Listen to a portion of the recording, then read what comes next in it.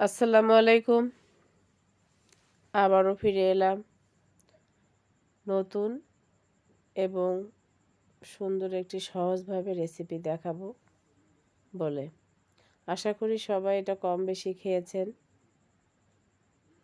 আমি একটু ভিন্নভাবে করছি।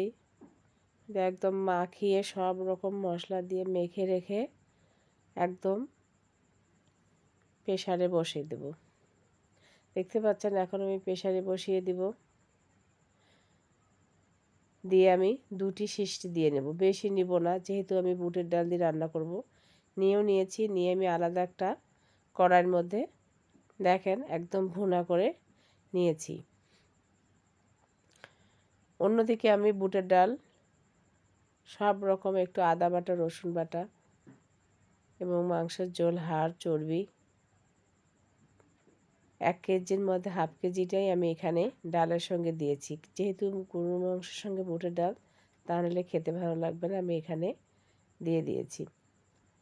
এখানে আমি পেঁয়াজ বেরেস্তা করে নিচ্ছি।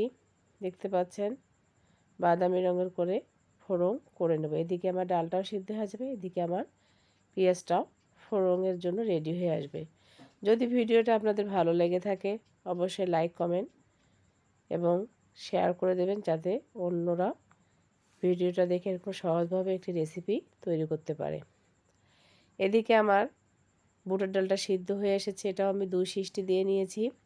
অন্যদিকে পেঁয়াজটা আমি বাদামি রঙের করে ভেজে নিচ্ছি। দেখতে পাচ্ছেন পুরোটাই আমার একটু বাদামি বাদামি হবে, যাতে বেরেস্তা না হলে খেতে ভালো লাগবে না। এখানে ফোড়নের জন্য আমি 5 মশলা দিয়ে দিলাম। এটা একটু আমি হালকা করে ভেজে নেব, বেশি পুড়িয়ে ফেলবো না, তাহলে স্বাদটা নষ্ট হয়ে আসবে। দেখেন এ পর্যন্ত আমার ডাল দিয়ে গরুর মাংস দেখতে কত অপূর্ব লাগছে, খেতে অসম্ভব ভালো লাগবে। অবশ্যই বাসায় এভাবে একদিন বানিয়ে ফেলবেন, দেখবেন অবশ্যই আপনাদের সবার খুব ভালো লাগবে খেতে। আর অবশ্যই সুস্থ থাকবেন, সুন্দর থাকবেন। আমার ভিডিওর কমেন্ট করে জানাবেন। আল্লাহ হাফেজ।